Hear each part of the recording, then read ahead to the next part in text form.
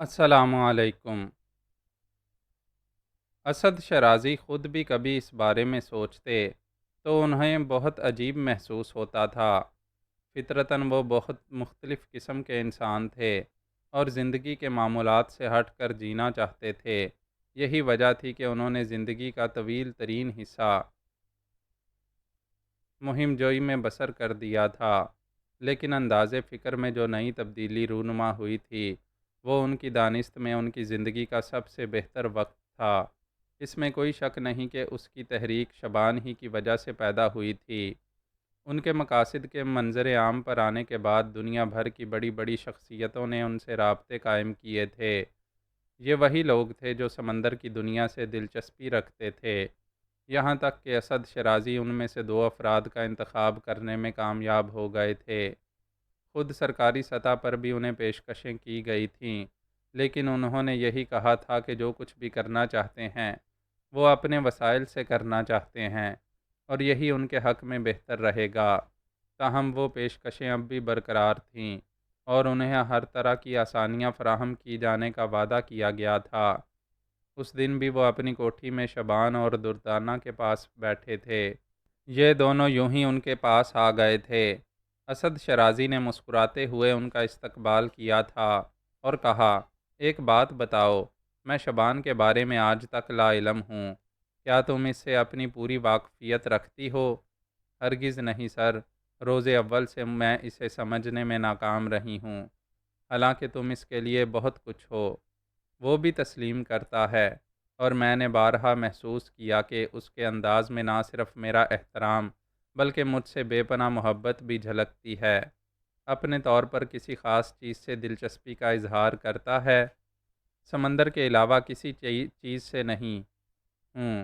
میں دراصل اس لیے یہ بات سوچ رہا تھا کہ اب ہم جس مہم پر نکلنے والے ہیں اس میں ہمیں مختلف واقعات کا سامنا کرنا پڑے گا۔ ہم اس کے تمام کمزور پہلو اپنے علم میں لانا چاہتے ہیں تاکہ اس کے بارے میں صحیح طور پر معلومات حاصل ہو سکیں۔ میرا خیال ہے اس کی فطرت میں کوئی ایسا کمزور پہلو نہیں ہے جو ہمیں تشویش میں مبتلا کر دے۔ دردانہ نے جواب دیا، ٹھیک ہے، بس یہی میں تم سے معلوم کرنا چاہتا تھا۔ لیکن دردانہ کو اپنے نظریات میں تھوڑی سی تبدیلی اس وقت پیدا کرنا پڑی جب ایک رات اس نے اتفاقیہ طور پر شبان کے کمرے میں روشنی دیکھی۔ یہ ایسا وقت تھا جب شبان عموماً گہری نیند سوتا تھا اور اپنے معمولات میں وہ عموماً کوئی تبدیلی پیدا نہیں کرتا تھا۔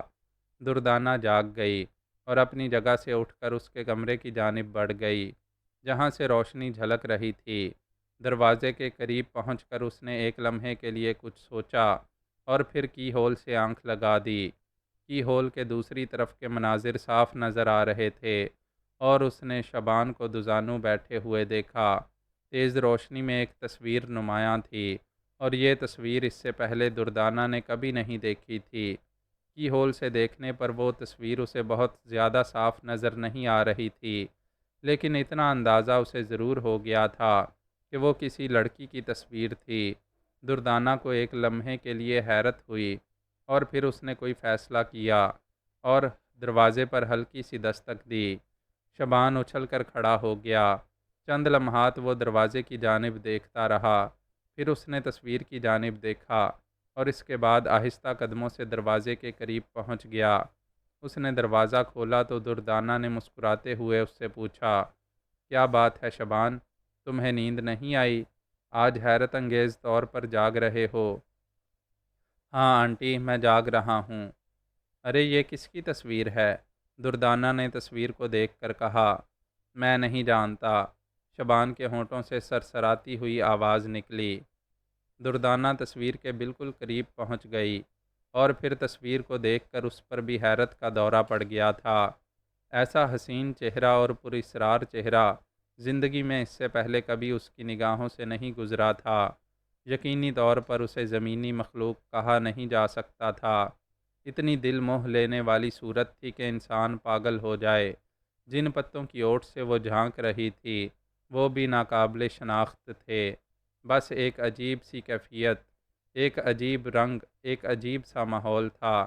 دردانہ نے بغور اس تصویر کو دیکھا اور اسے یہ احساس ہو گیا کہ اس ماحول میں سمندر کی لہریں بھی نمایاں ہیں۔ یقینی طور پر وہ ہلکے ہلکے لہریے لیے اس بات کا اظہار کرتے تھے کہ تصویر پانی کے نیچے کی ہے، اور شبان کا تعلق کسی پانی کے نیچے کی مخلوق سے نہ ہو تو اور کس سے ہو؟ دردانہ نے کافی دیر کے بعد گردن گھمائی اور شبان کو دیکھا۔ وہ ساکت و جامد کھڑا ہوا تھا۔ تمہارے پاس یہ کہاں سے آئی؟ میں نے اسے لیو فیوجی سے لیا تھا۔ ان کے پاس یہ تصویر کہاں سے آئی تھی؟ انہوں نے بنائی تھی۔ یہ صرف ایک ذہنی خاکہ ہے؟ نہیں، شبان نے جواب دیا۔ کیا مطلب؟ لیو کا کہنا ہے کہ یہ تصویر حقیقی ہے، لیکن مجھے یوں محسوس ہو رہا ہے جیسے یہ پانی کے نیچے بنائی گئی ہے۔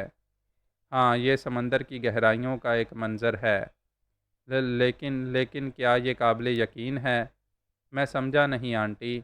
میرا مطلب ہے کہ یہ لڑکی جیتی جاگتی زندہ مخلوق کی مانند، لیکن سمندر کی گہرائیوں میں اس کے چہرے کے تاثرات اس بات کا اظہار کرتے ہیں کہ پانی اس کے وجود پر اثر انداز نہیں ہے۔ ہاں، یہ ایک سچ ہے۔ مگر مگر کیا آنٹی؟ آپ کو اس بات پر حیرت کیوں ہوئی ہے؟ او ہاں، میں سمجھ رہی ہوں، لیکن تمہارا کیا خیال ہے؟ کیا یہ تمہاری ہی طرح؟ بظاہر ایسا ہی لگتا ہے آنٹی۔ میرے خدا، اس کا مقصد ہے کہ تمہارے علاوہ بھی کوئی اور ایسی شخصیت موجود ہے جو پانی کے نیچے اس طرح پرسکون کھڑی ہو سکتی ہے۔ شبان نے کوئی جواب نہیں دیا۔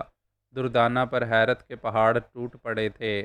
اس نے آہستہ سے کہا، ایک بات بتاؤ شبان، رات کے اس حصے میں تم اس تصویر کو اتنی محبت سے کیوں دیکھ رہے تھے؟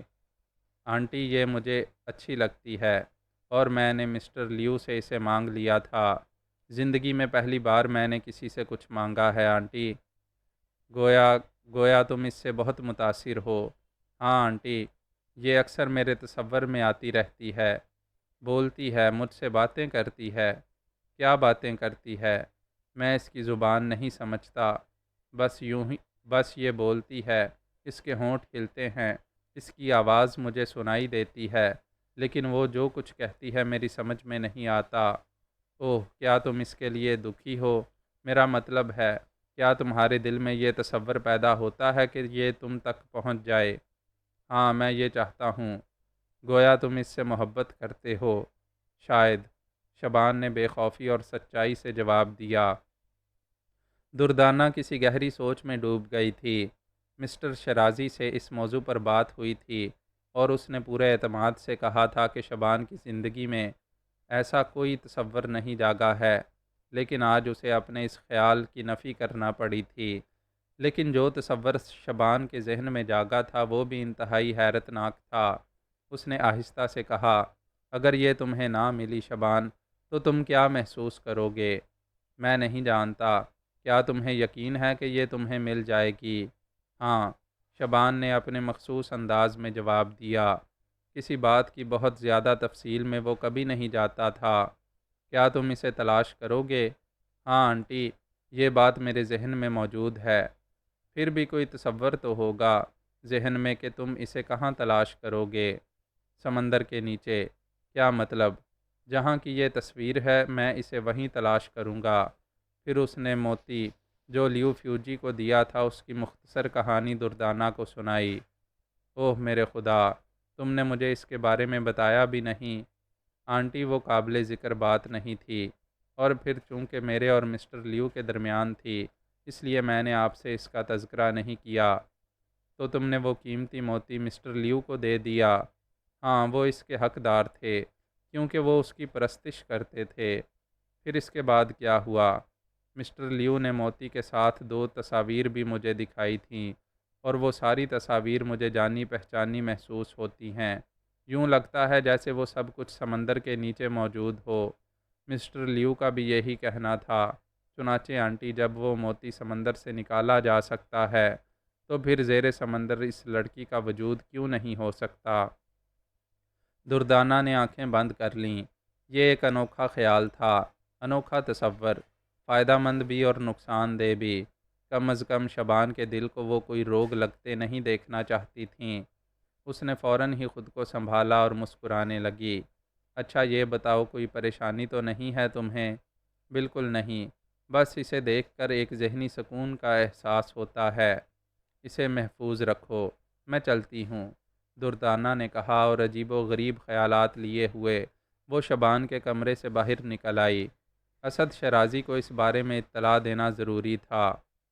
اٹلی کے دارالحکومت روم کی مشہور و معروف سڑک اتھرونا ایگز کے آخری سرے پر پھیلی ہوئی وسیع و عریض اور حسین ترین عمارت بیوٹی پارکونا کے نام سے جانی جاتی تھی۔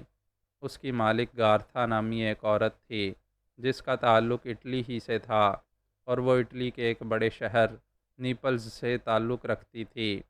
روم میں اس نے اپنا یہ بیوٹی کلینک کھولا تھا، اور اس وقت یہ دنیا کے ان مشہور ترین بیوٹی کلینکس میں تھا جس کے بارے میں لوگوں کا کہنا تھا کہ وہاں جانے کے بعد انسان خود اپنی شکل پہچاننے کے قابل نہیں رہتا۔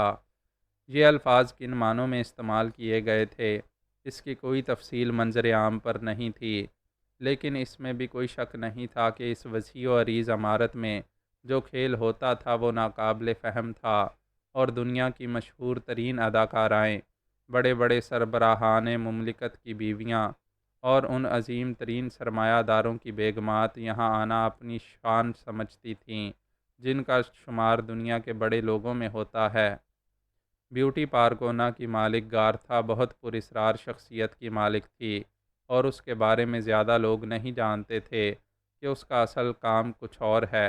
بس چند ہی لوگوں کو یہ بات معلوم تھی کہ گارتھا در پردہ کیا ہے۔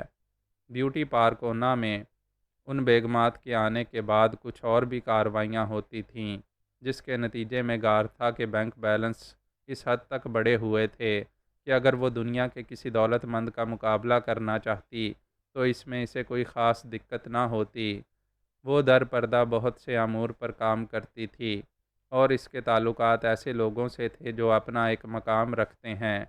اس وقت بیوٹی پارکونا کے وسیع و عریض پارکنگ لاٹ پر جو خوبصورت کار آ کر رکی، اس میں سے اترنے والے کے بارے میں کسی کے لیے کہنا مشکل تھا کہ اس اسمارٹ سے آدمی کو دنیا کے بڑے بڑے سرمایہ داروں میں ایک اہم حیثیت حاصل ہے، اور لچاک اسپین کے ان لوگوں میں سے ہے جن کے اشاروں پر حکومتیں بدل جایا کرتی ہیں۔ لچاک بالکل عام سے انداز میں اپنے ہاتھ میں ایک چھوٹا سا بریف کیس لیے ہوئے بیوٹی پارکونا کے ریسیپشن پر پہنچا، اور پھر اس نے ایک چھوٹا سا خوبصورت کارڈ نکال کر ریسیپشن پر بیٹھی ہوئی لڑکی کے سامنے رکھ دیا۔ لڑکی نے وہ کارڈ دیکھا اور وہ احترام کے انداز میں کھڑی ہو گئی۔ اس نے گردن خم کی اور فوراً ہی ادھر ادھر دیکھنے لگی۔ پھر اس نے ایک اور لڑکی کو قریب آنے کا اشارہ کیا، اور جب وہ آئی تو اس نے آہستہ سے اس سے کہا، تم میری جگہ سنبھالو، میں ذرا معزز مہمان کو مادام گارتھا کے پاس پہنچا دوں۔ دوسری لڑکی اس کی جگہ کھڑی ہو گئی تھی، اور ریسیپشنسٹ لڑکی نے باہر نکل کر احترام سے لچاک سے کہا، تشریف لائیے جناب، مادام اس وقت ہال نمبر 7 میں ہیں، آپ کو شاید کچھ لمحات انتظار کرنا پڑ جائے۔ لچاک نے خوش اخلاقی سے گردن خم کر دی اور لڑکی کے ساتھ ساتھ آگے بڑھ گیا۔ حسین ترین عمارت کے فرش میں ان دونوں کی تصویر ان کے ساتھ ساتھ چل رہی تھی۔ اتنا خوبصورت فرش بنایا گیا تھا کہ دیکھنے والوں کو شیشے کا محسوس ہوتا تھا۔ ہر طرف ایک عجیب نفاست اور ایک عجیب سی دلکشی چھائی ہوئی تھی، اور لچاک کے لیے شاید یہ جگہ اجنبی نہیں تھی۔ کئی راستوں سے گزرنے کے بعد بالآخر لڑکی لچاک کے ساتھ ایک ایسے کمرے کے دروازے پر رکی جس پر نمبر 7 لکھا ہوا تھا۔ دروازہ کھول کر وہ اندر داخل ہوئی۔ بظاہر یوں محسوس ہوتا تھا جیسے یہ چھوٹے چھوٹے کمروں کے دروازے ہوں، لیکن اندر کا منظر نہایت حیرت ناک تھا۔ وسیع و عریض ہال کے درمیان میں ایک خوبصورت حوض بنا ہوا تھا۔ چھت میں نہ جانے کس کس قسم کی مشینیں لٹکی ہوئی تھیں۔ تھوڑی بلندی پر، زیادہ بلندی پر دیواروں میں ان عجیب و غریب مشینوں کو دیکھ کر اس ہال پر کسی اعلیٰ ترین سائنسی لیبارٹری کا گمان ہوتا تھا۔ بہر طور لچاک ایک جگہ کھڑا ہو گیا۔ لڑکی کی نگاہیں درمیانی جگہ پر جمی ہوئی تھیں جس میں ایک سبز رنگ کا سیال کھول رہا تھا۔ اس سیال کے کھولنے سے ہلکا لطیف سبز رنگ کا دھواں فضا میں بلند ہو رہا تھا۔ تھوڑے تھوڑے فاصلے پر 3 لڑکیاں کھڑی ہوئی تھیں جو پتھروں کے بتوں کی طرح ساکت تھیں، جنہیں خوبصورتی سے ان کی جگہ نصب کر دیا گیا۔ جگہ جگہ ریشمی لطیف پردے پڑے ہوئے تھے جو بالکل ساکت تھے۔ حال میں ذرا بھی ہوا نہیں تھی، لیکن وہاں کے ماحول میں کوئی ایسی کیفیت بھی نہیں تھی جسے ناخوشگوار کہا جا سکے۔ لچاک نے مسکراتی نگاہوں سے اس ماحول کو دیکھا۔ لڑکی جو اسے یہاں تک لے کر آئی تھی کسی قدر جھجک رہی تھی۔ تب لچاک نے اس سے کہا، میں تمہارے چہرے پر الجھن محسوس کر رہا ہوں۔ نہیں سر، بس چند لمحات آپ کو انتظار کرنا ہوگا۔ لچاک نے کوئی جواب نہیں دیا۔ چند لمحات خاموش رہنے کے بعد اس نے پوچھا، اس حوض میں کیا چیز پک رہی ہے؟ لڑکی نے کوئی جواب بھی نہیں دیا تھا کہ لچاک نے ساکت کھڑی ہوئی 3 لڑکیوں میں سے ایک کو متحرک دیکھا۔ وہ سامنے لگی ہوئی مشین کا ڈائل دیکھ کر اس کے قریب پہنچ گئی تھی۔ پھر اس نے کچھ لیور اوپر سے نیچے کیے اور کچھ نیچے سے اوپر۔ ڈائل پر آہستہ آہستہ چلنے والی سوئی رک گئی تھی۔ پھر لڑکی نے اس مشین کو آپریٹ کیا اور چھت سے ایک شکنجا سا نیچے اترنے لگا۔ اس میں 4 کلپ لگے ہوئے تھے اور بڑے بڑے سپرنگ چمڑے سے ڈھکے ہوئے نظر آ رہے تھے۔ شکنجا آہستہ آہستہ اس حوض کے بالکل اوپر پہنچ گیا اور اس کے بعد اس کے ہک پانی میں اتر گئے۔ لچاک کی سمجھ میں کچھ نہیں آیا، تاہم وہ اس تمام کارروائی کو دلچسپی کی نگاہ سے دیکھ رہا تھا جو نہایت پراسرار معلوم ہوتی تھی۔ اس کے بعد شکنجے پانی سے باہر نکلے اور اوپر اٹھنے لگے، لیکن لچاک کی آنکھیں یہ دیکھ کر حیرت سے کھلی رہ گئیں کہ وہ چاروں ہک ایک انسان کے چاروں ہاتھ پاؤں میں پھنسے ہوئے تھے، 2 پیروں میں اور 2 ہاتھوں میں۔ سبز رنگ کا یہ انسان حوض سے باہر نکلا تو یہ اندازہ نہ ہو سکا کہ وہ کون ہے اور کیا ہے، لیکن لچاک کے لیے یہ منظر بڑی دلچسپی کا حامل تھا۔ وہ حیرت ناک نگاہوں سے اسے دیکھتا رہا۔ شکنجا ایک مخصوص بلندی تک اپنی جگہ سے اوپر اٹھا اور اس کے بعد وہ کھنچنا شروع ہو گیا۔ لچاک ایک لمحے کے لیے چونک پڑا۔ یہ مضبوط شکنجا اپنے آپ میں جکڑے ہوئے انسان کے جوڑوں کو کھول دے گا، کیونکہ لچاک یہ بات محسوس کر رہا تھا کہ اس کے سپرنگ تن رہے ہیں، گویا مشینی عمل ان چاروں حکوں کو مختلف سمتوں میں کھینچ رہا تھا۔ سپرنگ آگے پیچھے ہوتے رہے اور اس کے ساتھ ہی وہ چاروں ہاتھ پاؤں کھنچنے لگے، لیکن جو کوئی بھی ان کے اندر پھنسا ہوا تھا وہ بہت ہی مضبوط اعصاب اور جسمانی قوت کا مالک تھا، کیونکہ اس کے منہ سے کوئی آواز نہیں نکل رہی تھی۔ پھر اس لڑکی نے جو مشین پر بدستور موجود تھی ایک بٹن دبایا اور اس کے فوراً ہی بعد پیروں کے دونوں شکنجوں نے اپنے منہ کھول دیے۔ ہک میں پھنسی ہوئی لڑکی یا عورت جس کا اندازہ سیدھا ہونے کے بعد ہوا تھا صرف ہاتھوں کے بل شکنجوں میں لٹکی رہ گئی۔ وہ جھول رہی تھی اور پھر اچانک ہی وہ نیچے اتر گئی۔ شکنجے کے دونوں ہک سپرنگ کے ساتھ لمبے ہو گئے تھے۔ مشینی عمل ہی کے ذریعے یہ دونوں ہک بھی کھل گئے اور وہ عورت یا لڑکی جو بالکل سبز نظر آ رہی تھی سیدھی کھڑی رہ گئی۔ قریب کھڑی ہوئی دونوں لڑکیاں تیزی سے آگے بڑھیں اور انہوں نے اس کے جسم پر سفید رنگ کا ایک موٹا لبادہ لپیٹ دیا۔ لڑکی یا عورت نے لبادے کی بیلٹ کسی اور اس کے بعد اس کی نگاہیں لچاک کی جانب اٹھ گئیں۔ تب لچاک نے اسے پہچانا، وہ گارتھا تھی۔ لچاک مسکراتا ہوا 2 قدم آگے بڑھا تو گارتھا مسکراتی ہوئی اس کی جانب بڑھی۔ اوہ تم مائی گاڈ، مسٹر لچاک، یہ آپ ہیں؟ اچانک اس طرح مجھے تو اندازہ بھی نہیں ہو سکا، اور میں یہاں آ کر تمہاری جادوگری کے کھیل میں پھنس گیا۔ یہ یقینی طور پر کسی جادوگر کا طلسم خانہ معلوم ہوتا ہے۔ وہ سبز عورت کو گہری اور دلچسپ نگاہوں سے دیکھتا ہوا بولا، جس کے پورے چہرے پر گہرا سبز رنگ چڑھا ہوا تھا۔ بالوں کا رنگ بھی گہرا سبز ہی تھا اور یقینی طور پر لبادے کے نیچے چھپا ہوا وہ جسم بھی، جسے چند لمحے قبل لچاک بالکل سبز رنگ میں رنگا ہوا دیکھ چکا تھا۔ آپ کی اچانک آمد نے مجھے متحیر کر دیا ہے، اور پھر آپ نے اپنے آنے کی اطلاع بھی نہیں دی۔ مجھے افسوس ہے کہ میں آپ کا استقبال آپ کے شایان شان نہیں کر سکی۔ جب اس قسم کا کوئی موقع ہوتا ہے کہ دنیا کو دکھانا مقصود ہو تو تمہیں اطلاع دے دی جاتی ہے۔ مائی ڈیئر مس گارتھا، اب ذرا جلدی سے میرے ساتھ کچھ وقت صرف کرو۔ شاید تم کسی قسم کی ورزش کر رہی تھیں لیکن مجھے ایک بات پر شدید حیرت ہے۔ کیا؟ اس نے اس کے ساتھ ایک سمت چلتے ہوئے پوچھا۔ اس کے جسم سے سبز رنگ کے سیال کا ایک قطرہ بھی نہیں ٹپک رہا تھا۔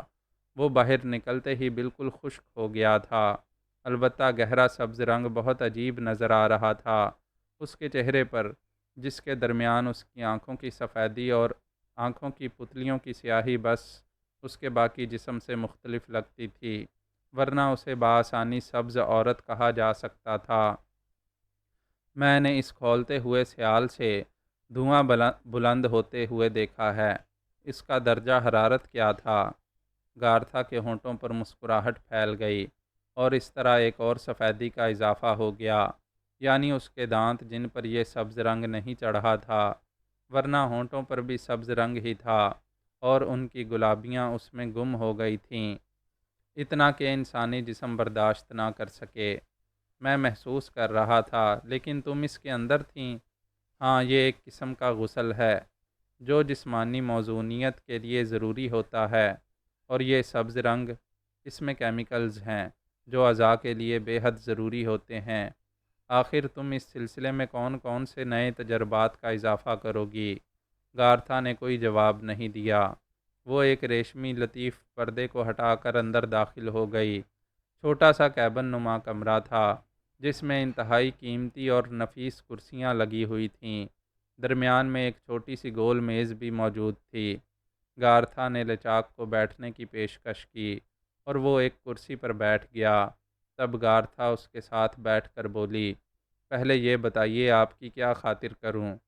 جو چیز چاہے منگوا لو، لچاک نے جواب دیا، اور گارتھا نے ایک طرف دیوار میں لگے ہوئے انٹرکام پر ہدایات جاری کر دیں۔ پہلے یہ بتائیے کہ کیا میں آپ کے قیام کا بندوبست کروں؟ میں ایئرپورٹ سے سیدھا آ رہا ہوں، اور میں کچھ دیر تمہارے ساتھ رکوں گا اور اس کے بعد واپس چلا جاؤں گا۔ یقیناً کوئی اتنا ہی اہم کام ہوگا جس کے لیے آپ کو اس طرح آنا پڑا۔ 100%۔ ویسے میں فی الوقت تمہارے ہی بارے میں گفتگو کرنا چاہتا ہوں۔ آپ میرے بارے میں اتنی گفتگو کر چکے ہیں مسٹر لچاک کہ میں خود ہی شرمندہ ہو جاتی ہوں۔ بہرحال فرمائیے۔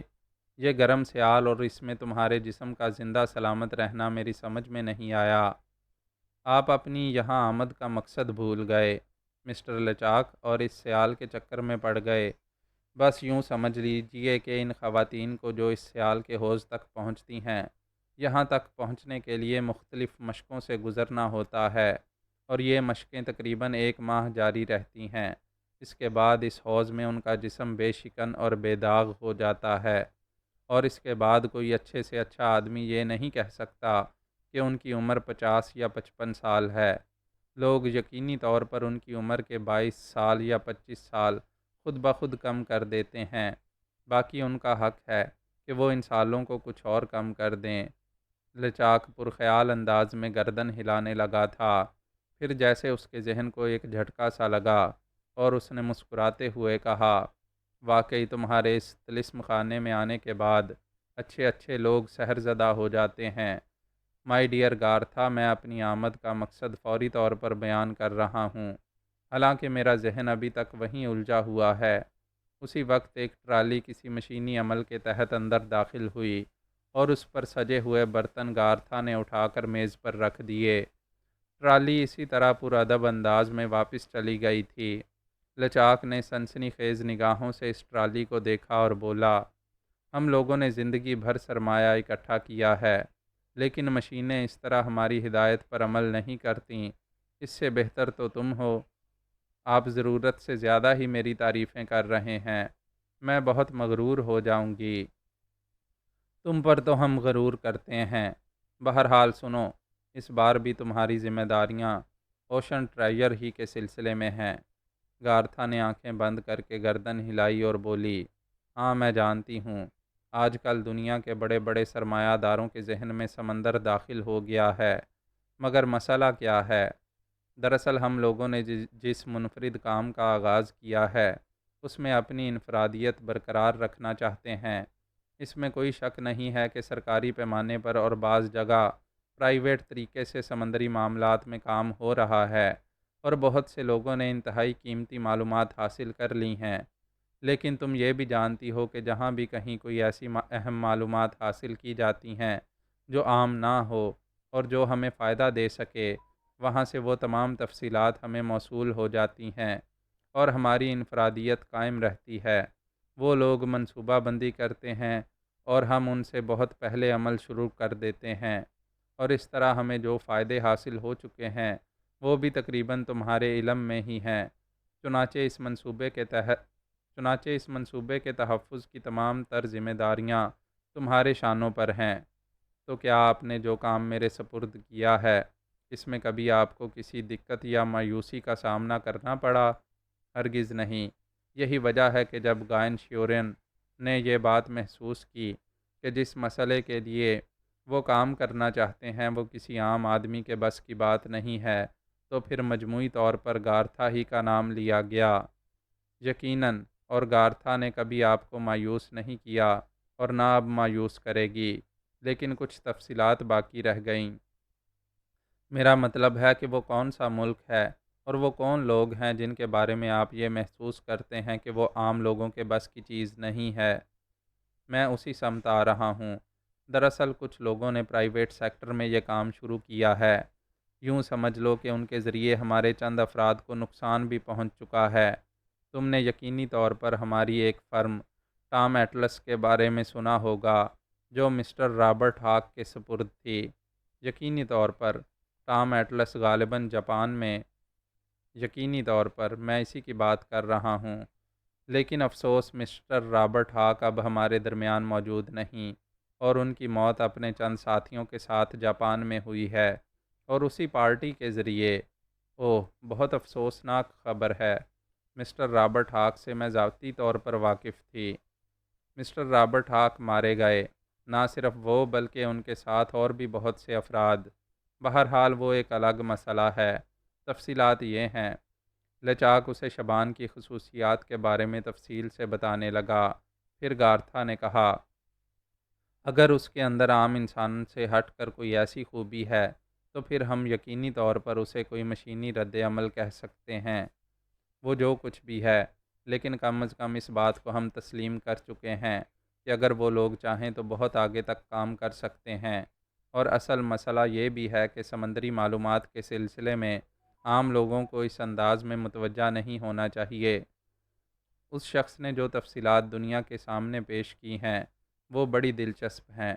وہ کہتا ہے کہ سمندر میں انسانی بقا کے لیے بہت کچھ ہے، اور یہ بات تم جانتی ہو کہ دنیا کے جذباتی لوگ اس مقصد سے بھرپور تعاون کریں گے، اور اس طرح وہ ہمارے راستوں کا پتھر بن سکتا ہے اور ہمیں نقصان پہنچا سکتا ہے۔ تو پھر میرے لیے کیا حکم ہے، مسٹر لچاک؟ آپ براہ راست اس سلسلے میں کام کریں گی؟ حالانکہ ہم نے یہ فیصلہ کیا تھا کہ اس ادارے کو تباہ و برباد کر کے ان تمام لوگوں کو ختم کر دیا جائے، لیکن تم جانتی ہو کہ گائن شیورن کے سوچنے کا انداز ذرا مختلف ہے، اور وہ عام لوگوں سے ہٹ کر سوچتے ہیں۔ ان کا کہنا ہے کہ اگر اس طرح ان کے پاس کچھ اور معلومات آ سکیں تو کیا حرج ہے، اور پھر یہ صورتحال بھی ان کے ذہن میں ہے کہ ہو سکتا ہے وہ شخص ہمارے لیے کارآمد ہو۔ چنانچہ یہ طے پایا ہے کہ آپ سے رجوع کیا جائے اور یہ درخواست کی جائے کہ آپ ذرا وہاں جا کر ان حالات پر نگاہ دوڑائیں اور مفصل رپورٹ ہمیں دیں۔ ہم یہ نہیں کہیں گے کہ آپ اس ادارے کو تباہ کر دیں، کیونکہ یہ بات منصوبے میں شامل نہیں ہے، لیکن وہ نوجوان جس میں یہ خوبیاں بتائی گئی ہیں ہماری توجہ کا مرکز ہے، اور ہم یہ بات اچھی طرح جانتے ہیں کہ مس گارتھا ورتھا اگر کسی نوجوان کو اپنے قبضے میں کرنا چاہیں تو پھر دنیا کی کوئی قوت انہیں اس بات سے نہیں روک سکتی۔ کیا اسے ختم کرنا ہے؟ نہیں، بالکل نہیں۔ کم از کم اس وقت تک بالکل نہیں جب تک آپ اس بات سے مایوس نہ ہو جائیں کہ وہ آپ کے یا ہمارے قبضے میں نہیں آتا۔ گارتھا ورتھا کے ہونٹوں پر مسکراہٹ پھیل گئی۔ اس نے کہا، بھلا یہ کیسے ممکن ہے کہ گارتھا کسی کو اپنا دوست بنانا چاہے اور وہ اس کے علاوہ کسی اور کا نام لینے کے قابل رہ جائے؟ تو پھر آپ کب یہ کام شروع کر رہی ہیں؟ فوری طور پر، اگر آپ کی یہی ہدایت ہو تو۔ یہاں اس جگہ آپ کو جو نقصانات پہنچیں گے ان کے سلسلے میں آپ نے کیا سوچا ہے؟ کچھ نہیں، بس یوں سمجھ لیجئے کہ میرا یہ کام اولیت رکھتا ہے، تو اس کے بعد میرے اور آپ کے درمیان گفتگو کرنے کے لیے اور کچھ نہیں رہ گیا، چنانچہ میں اجازت چاہتا ہوں۔ جیسا آپ مناسب سمجھیں، گارتھا نے کہا، اور اس کے بعد وہ لچاک کو بیوٹی پارک کونا کے بیرونی حصے تک چھوڑنے کے لیے آئی، جہاں سے انہیں اپنے آئندہ پروگرام کا آغاز کرنا تھا۔ اسد شرازی کی خوش بختی تھی کہ اس نے امیر ارتقاء کے لیے اپنی کوٹھی میں بندوبست کیا تھا اور کافی بہترین انتظامات کیے تھے۔ مصری نژاد امیر ارتقاء کے بارے میں اسے اچھی خاصی معلومات حاصل ہو چکی تھیں، لیکن اب جب امیر ارتقاء ایئرپورٹ پر اترا تھا تو اسد شرازی کو یہ احساس ہو رہا تھا کہ اس کی معلومات انتہائی ناقص تھیں۔ وہ تو شکر تھا کہ امیر ارتقاء کے دو نمائندے اس کے آنے سے ایک ہفتے قبل اسد شرازی کے پاس پہنچ گئے تھے۔ یہ مصری باشندے تھے اور انہوں نے اطلاع دی تھی کہ امیر ارتقاء آ رہا ہے اور اس نے یہاں انتظامات کرنے کے لیے بھیجا ہے۔ اسد شرازی نے ان دونوں کا بہترین استقبال کیا اور انہیں ایک اعلیٰ قسم کے ہوٹل میں قیام پذیر کرایا۔ ان کے لیے تمام انتظامات کر دیے گئے اور مختصراً اس نے امیر ارتقاء کے بارے میں سوالات کیے، جن کا ان لوگوں نے تسلی بخش جواب دے دیا، لیکن تفصیل انہیں شاید خود بھی نہیں معلوم تھی، یا معلوم تھی تو انہوں نے بتانا ضروری نہیں سمجھا تھا۔ اس وقت بھی ایئرپورٹ پر امیر ارتقاء کی آمد کے لیے انتظامات خود انہی دونوں افراد نے کیے تھے اور انہیں سرکاری امداد حاصل تھی، کیونکہ امیر ارتقاء بڑے سرمایہ داروں میں شمار ہوتا تھا، چنانچہ اسے بہت آسانیاں فراہم کی گئی تھیں۔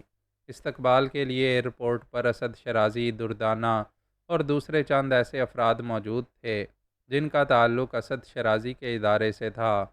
وہاں اسد شرازی امیر ارتقاء کو اپنے مقاصد سے پوری طرح روشناس کرنے لگا۔ امیر ارتقاء اس سے ہر مسئلے میں متفق تھا۔ ادھر دردانہ کو کیپٹن ایڈگر مورالس کے استقبال کی ہدایات کر دی گئی تھیں، چنانچہ وہ ایئرپورٹ پر ایڈگر مورالس کا انتظار کر رہی تھی۔ ایڈگر مورالس کو ایئرپورٹ سے اسی عمارت میں لانا تھا اور اس کا تمام بندوبست کر لیا گیا تھا۔ چنانچہ دن کو 12 بجے انہوں نے کیپٹن ایڈگر مورالس کا استقبال کیا، جو دردانہ کے ساتھ یہاں پہنچا تھا، اور اس کا سامان کوٹھی پہنچا دیا گیا تھا۔ یہاں پر ایڈگر مورالس کی ملاقات امیر ارتقاء سے ہوئی۔ اسد شرازی نے ان دونوں کا تعارف کرایا۔ ایڈگر مورالس صورت ہی سے کسی جہاز کا کیپٹن معلوم ہوتا تھا۔ اس کی چوڑی قد و قامت اور تانبے جیسی رنگت اسے ایک طاقتور اور مضبوط ارادے کا مالک شخص ظاہر کر رہی تھی۔ امیر ارتقاء نے اس سے بھی بڑی بے تکلفی سے گفتگو کی اور اس کے بعد اسے بھی اس عمارت کا معائنہ کرایا گیا۔ کیپٹن ایڈگر مورالس نے بھی اس عمارت کو دیکھ کر بڑی خوشی کا اظہار کیا تھا، اور پھر اس نے کہا، میں نے ایک طویل زندگی سمندر میں گزاری ہے اور سمندر کو بہت قریب سے دیکھا ہے۔ یہ سب کچھ دیکھنے کے بعد کم از کم مجھے ایک اعتماد ضرور حاصل ہوا، وہ یہ کہ جو لوگ اس کے سلسلے میں کچھ کر رہے ہیں وہ سمندر کو جانتے ہیں، اور جتنا نہیں جانتے وہ آپ کے ساتھ سفر کر کے جاننے لگیں گے۔ مسٹر ایڈگر مورالس، میری تمام تر خدمات اس سلسلہ میں حاضر ہیں۔ کیپٹن ایڈگر مورالس اور امیر ارتقاء کو کوٹھی میں بہترین ڈنر دیا گیا تھا اور بڑا اہتمام کیا گیا تھا۔ ڈنر کے بعد پھر ایک نشست رہی اور اس نشست میں آگے کے پروگرام طے ہونے لگے۔ امیر ارتقاء نے کہا، مسٹر ایڈگر مورالس، یہاں کے تمام معاملات سے میں پوری طرح مطمئن ہوں اور مجھے یقین ہے کہ آپ بھی ان مقاصد سے پوری طرح متفق ہوں گے جو مسٹر اسد شرازی کے ذہن میں ہیں۔ اس وقت میں یہ دیکھ رہا ہوں کہ دنیا کے بیشتر ممالک میں اسد شرازی کا تذکرہ ہو رہا ہے اور اس نئے تصور کو بڑی اہمیت دی جا رہی ہے۔ اس کا اندازہ اس عمارت سے متعلق لوگوں کی دلچسپی سے ہوتا ہے۔ اگر ہم اپنی بیرونی مہم پر جلد از جلد نکل جائیں تو میں سمجھتا ہوں کہ یہ کام ذرا تیز رفتار ہو جائے گا۔ آپ کا کیا خیال ہے؟ میں اپنے وطن سے آتے ہوئے یہ ہدایات کر کے آیا ہوں کہ اب میں ایک طویل عرصہ تک واپس نہیں آؤں گا، اور اس کا یہی مقصد ہے کہ میں نے اپنے کام کا آغاز کر دیا ہے۔ تو پھر یہاں سے مصر واپس جاتے ہوئے میں آپ کو اپنے ساتھ لے جاؤں گا۔ مسٹر ایڈگر مورالس، تاکہ میرے جہاز کا آپ اچھی طرح جائزہ لے لیں اور معائنہ کر لیں۔ تیسری نشست میں ایڈگر مورالس نے ایک اور شخص کا تذکرہ کرتے ہوئے کہا، ہم اپنے ساتھ یقینی طور پر پروفیسر بیرن کی کمی محسوس کریں گے، اور اگر پروفیسر بیرن ہمارے ساتھ ہو جائیں تو یوں سمجھ لیجئے کہ ہم نے سمندر اپنی مٹھی میں بند کر لیا ہے۔ یہ پروفیسر بیرن کون ہے؟ ہماری اور اس کی ملاقات یوروگوئے میں ہوئی تھی۔ یوروگوئے میں وہ رہتا ہے اور سمندری دنیا سے اس کا گہرا تعلق ہے۔ کیپٹن ایڈگر مورالس پروفیسر بیرن کی کہانیاں سنانے لگا، اور امیر ارتقاء نے ہنستے ہوئے کہا، واہ، اس کا مقصد ہے کہ پروفیسر بیرن کو ہمارے ساتھ ضرور ہونا چاہیے۔ ہاں، یقیناً پروفیسر بیرن کا ایک بھرپور جائزہ لیا جائے گا، بلکہ میں سمجھتا ہوں مسٹر مورالس، آپ ان سے رابطہ قائم کر کے اپنا مقصد ان پر ظاہر کر دیں تاکہ جب ہم یوروگوئے پہنچیں تو وہ تیار ملیں۔ بحر اوقیانوس میں جب ہمارا جہاز قیام پذیر ہوگا تو ہم پروفیسر بیرن کو اپنے ساتھ شامل کر لیں گے، اور پروفیسر بیرن کی شمولیت سے ایک خیال میرے ذہن میں اور آتا ہے۔ یقینی طور پر ہمارے اس جہاز میں ایک لیبارٹری کا بندوبست بھی ہونا چاہیے تاکہ پروفیسر بیرن سمندر سے حاصل ہونے والی تمام اشیاء کا وہیں تجزیہ کر سکیں، بشرط یہ کہ پروفیسر ہمیں دستیاب ہو جائے اور ہمارے ساتھ سفر کرنے پر آمادہ ہو۔ یہ ذمہ داری آپ مجھے سونپ سکتے ہیں مسٹر اسد شیرازی، مجھے اس پر کیا اعتراض ہو سکتا ہے؟ تو پھر یہ طے پایا کہ کیپٹن ایڈگر مورالس میرے ہمراہ مصر جائیں گے، وہیں میرے ساتھ قیام کریں گے اور جہاز کے بارے میں اپنی قیمتی معلومات ہمیں فراہم کریں گے، اور اس کے بعد ہم وقت مقررہ پر آپ کو اطلاع دے دیں گے۔ چنانچہ آپ اپنے ساتھیوں کے ساتھ مصر پہنچ جائیں گے اور وہاں سے ہم اپنے سفر کا آغاز کریں گے، ارتقاء ہاشمی نے کہا، اور اس کے بعد ان لوگوں کے درمیان باقی تمام معاملات بھی طے ہو گئے، اور پھر ایک دن اس کو تمام ساز و سامان کے ساتھ روانہ کر دیا گیا۔ کیپٹن ایڈگر مورالس بھی اس کے ساتھ ہوا تھا۔ لمبی سیاہ رنگ کی کار ایک خوبصورت عمارت میں داخل ہو کر پورچ میں رک گئی۔ باوردی ڈرائیور نے جلدی سے نیچے اتر کر کار کا دروازہ کھولا۔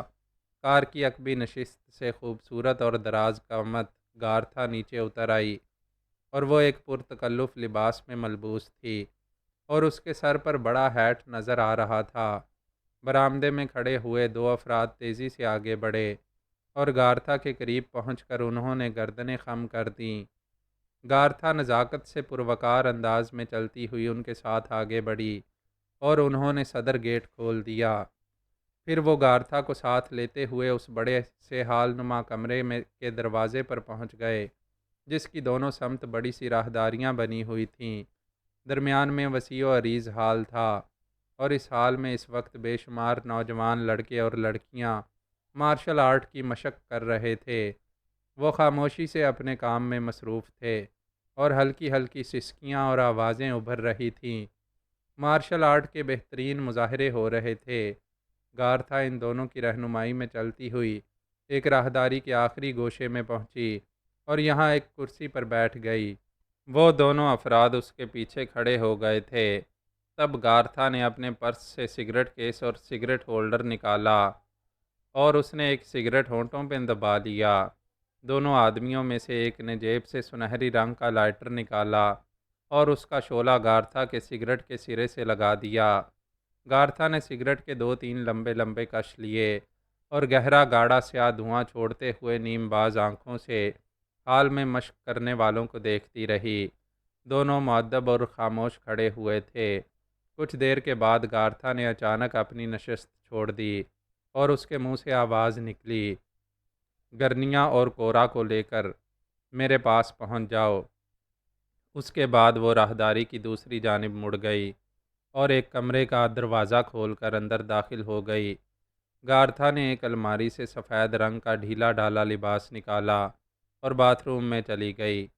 کچھ دیر کے بعد جب وہ باتھ روم سے برآمد ہوئی تو دو خوبصورت لڑکیاں مارشل آرٹ کے لباس میں اس کے استقبال کے لیے تیار تھیں۔ گارتھا کو دیکھ کر وہ دونوں جھک گئیں، اور گارتھا ایک کرسی پر جا بیٹھی۔ سفید لباس میں وہ بہت خوبصورت نظر آ رہی تھی۔ اس کے چہرے پر پانی کی ہلکی ہلکی بوندیں اسے اور دلکش بنا رہی تھیں۔ صاف و شفاف چہرے پر ایک عجیب سی تمکنت چھائی ہوئی تھی۔ پھر اس نے دونوں لڑکیوں کو گھورتے ہوئے کہا، کورا اور گرنیا، تم دونوں بالکل فٹ ہو؟ جی میڈم، ہم بالکل ٹھیک ہیں۔ میرا خیال ہے میں تمہیں کچھ عرصے کے لیے باہر کی دنیا کی سیر کرا دوں۔ میڈم کا حکم ہمارے لیے ایمان کا درجہ رکھتا ہے۔ ہو سکتا ہے اس مہم میں ہمیں کافی جسمانی ورزش کرنا پڑے۔ کیا تم اس کے لیے تیار ہو؟ 100% میڈم، دونوں لڑکیوں نے بیک وقت جواب دیا۔ تو پھر جاؤ تیاریاں کرو، کسی بھی وقت میں تمہیں باہر چلنے کے لیے طلب کر سکتی ہوں۔ گارتھا کے چہرے پر گہرے غور و فکر کے آثار تھے۔ پھر اس نے ٹیلی فون کا ریسیور اٹھا کر کسی کے نمبر ڈائل کیے اور اسے کچھ ہدایات جاری کرنے لگی۔ ریسیور اپنی جگہ رکھنے کے بعد وہ اٹھی اور میز پر پڑے ہوئے پرس سے سگریٹ کا پیکٹ نکال لیا۔ کافی دیر تک وہ سگریٹ کے گہرے گہرے کش لیتی ہوئی خلا میں گھورتی رہی تھی۔ پھر ایک دراز قد آدمی اندر داخل ہو گیا اور اس نے ایک سفید کتاب گارتھا کے سامنے رکھ کر اس کا پہلا صفحہ کھول دیا۔ گارتھا کتاب پر جھک گئی تھی۔ اس نے اس کتاب پر دیر تک نگاہیں جمائے رکھیں اور پھر اس شخص سے قلم طلب کر کے ایک نام پر نشان لگا دیا۔ یہ کسی فادر جولیس کا نام تھا۔ کتاب کو بند کر کے اس نے سامنے کھڑے ہوئے آدمی سے کہا، فادر جولیس کو اطلاع دو کہ سسٹر کیرولینا ان کے پاس ایک اہم مقصد کے تحت آنا چاہتی ہیں۔ جی میڈم۔ مزید ہدایات؟ اس شخص نے مشینی لہجے میں کہا، وہ تم تک بہت جلد پہنچ جائیں گی۔ گارتھا نے جواب دیا اور وہ شخص گردن خم کر کے کتاب اٹھا کر وہاں سے باہر نکل گیا۔ تقریباً 3 دن کے بعد گارتھا گرجا گھر کی کنواریوں کے مقدس لباس میں اپنی دونوں ساتھی لڑکیوں گرینا اور کورا کا انتظار کر رہی تھی۔ گرینا اور کورا بھی اسی لباس میں اس کے پاس پہنچی تھی۔ وہ مقدس نفیس بہت پروقار نظر آ رہی تھی۔ دونوں لڑکیوں کو اس نے مطمئن نگاہوں سے دیکھا اور اپنی جگہ سے اٹھ کھڑی ہوئی۔ کلائی پر بندھی ہوئی ننھی سی گھڑی میں وقت دیکھ کر اس نے کہا، ہم وقت سے کچھ پہلے ہی ایئرپورٹ پہنچ جائیں تو کوئی حرج نہیں ہے۔ لڑکیوں نے کوئی جواب نہیں دیا۔ گارتھا باہر نکلی تو وہی شخص اس کے سامنے آ گیا جسے اس نے اس دن ہدایات جاری کی تھیں۔ اس نے پوچھا، سامان بحفاظت پہنچا دیا گیا ہے؟ یس میڈم، اس شخص نے جواب دیا۔ ٹھیک ہے، چلو۔ وہ شخص گارتھا کے ساتھ کار میں بیٹھ کر ایئرپورٹ پہنچ گیا۔ طیارے کی روانگی میں ابھی کچھ دیر تھی۔ گارتھا نے اسے ہدایات دیں اور وہ گردن خم کر کے آگے بڑھ گیا۔ گارتھا اپنی ساتھی لڑکیوں کے ساتھ ویٹنگ روم میں داخل ہو گئی تھی۔ جب وہ ویٹنگ روم میں داخل ہوئی تو 2 شریر سے نوجوانوں نے اسے دیکھا اور ان میں سے ایک نے اپنے ساتھی سے کہا، آہ کتنا ظلم ہے، ان مقدس کنواریوں کو دیکھو، ان کے چہرے دیکھو، ان کے قد و قامت اور ان کی جسامت دیکھو اور ان کا لباس دیکھو۔ میں کہتا ہوں یہ ظلم نہیں ہے کیا؟ ان لوگوں کو دیکھ کر دل و دماغ قابو میں رکھا جا سکتا ہے؟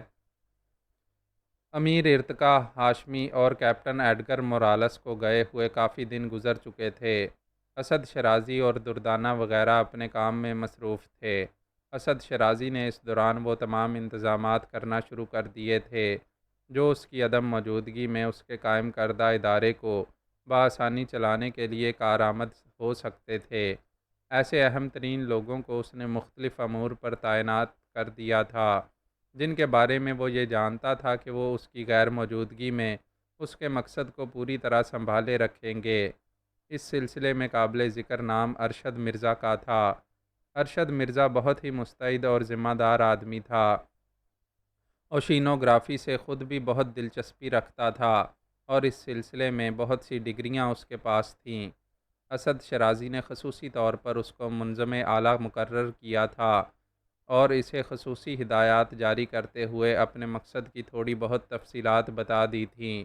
اس نے کہا تھا، ارشد ڈیئر، میں یہ چاہتا ہوں کہ تم اپنے ذہن میں میری ان مصروفیتوں کو رکھو۔ میں تم سے مختلف طریقوں سے رابطہ قائم کرتا رہوں گا۔ ہو سکتا ہے میری روانگی کے یہ لمحات بہت زیادہ طویل نہ ہوں اور یہ بھی ہو سکتا ہے کہ میں بہت دور چلا جاؤں۔ وہاں پہنچنے کے بعد میں ممکن ہے ایک مختصر سفر کروں، اور یہ بھی ممکن ہے کہ ہمارا یہ سفر طویل ہو جائے۔ تمہیں پوری خوش اسلوبی سے یہ تمام معاملات چلانے ہیں، اور اس سلسلے میں میری کمی کو کسی بھی طرح محسوس نہ ہونے دینا۔ میں اپنی مقدور بر کوشش جاری رکھوں گا جناب۔ آپ قطعی طور پر مطمئن رہیں، ارشد مرزا نے جواب دیا، اور اسد شرازی کا یہ خیال درست ہی نکلا۔ وہ جانتا تھا کہ ارتقاء ہاشمی اور خاص طور سے کیپٹن ایڈگر مورالس بھی اس معاملے میں اتنی ہی دلچسپی لے رہے ہیں جتنی دلچسپیاں خود اس کے اپنے ذہن میں موجود ہیں، اور یقینی طور پر وہ بہت برق رفتاری سے اپنا عمل کریں گے۔ اور اس کا اندازہ اس وقت ہوا جب ارتقاء ہاشمی کی طرف سے اسے دعوت نامہ موصول ہو گیا۔ ارتقاء ہاشمی نے لکھا تھا کہ وہ اپنی تمام تر تیاریوں کے ساتھ مصر پہنچ جائے، وہ ان کے استقبال کے لیے تیار ہیں۔ چنانچہ اسد شرازی نے فوری طور پر انتظامات کا آغاز کر دیا۔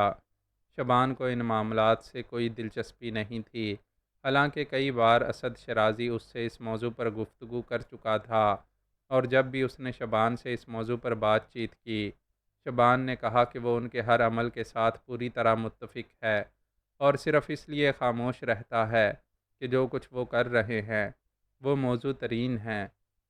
بہرطور اس سلسلے میں اسد شرازی کو کوئی پریشانی بھی نہیں تھی۔ وہ تمام تر تیاریاں کرنے کے بعد بالآخر وہاں سے روانہ ہو گئے۔ ارتقاء ہاشمی کو انہوں نے اپنی قاہرہ آمد کی اطلاع دے دی تھی۔